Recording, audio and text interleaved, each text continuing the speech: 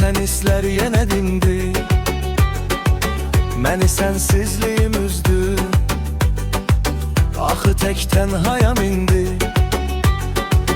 Keçərək hissiyatımdan elə bir hisslərim alçaldı. Səni sildim həyatımdan. Ürəyimdə bu sual qaldı.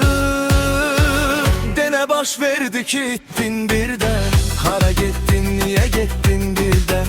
Xəyal idinmi mənim ömrümdə ki sərin yel kimi ötdün birdən?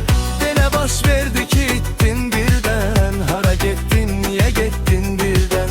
Xəyal idinmi mənim ömrümdə ki sərin yel kimi ötdün birdən?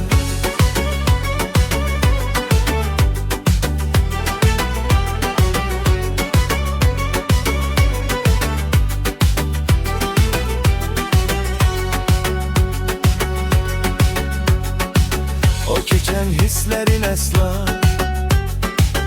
ürəyimdə odu sönməz. Sənə qarşı mənim eşqim unudulmaz, nə silinməz. Rəva ayrılmağı bildim. Məni sevgimin o da saldı. Həyatımdan səni sildim. Ürəyimdə bu sual qaldı. Denə baş verdi ki ittin birdən. Hara getdin, niyə getdin birdən? Xəyal idinmi mənim ömrümdə ki sərin yel kimi ötdün birdən? Denə baş verdi ki ittin birdən. Hara getdin, niyə getdin birdən? Xəyal idinmi mənim ömrümdə ki sərin yel kimi ötdün birdən?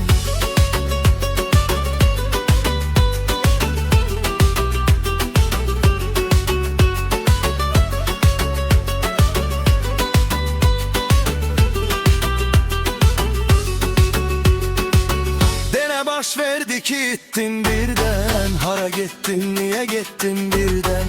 Xəyal idinmi mənim ömrümdə ki sərin yel kimi ötdün birdən? Denə baş verdi ki ittin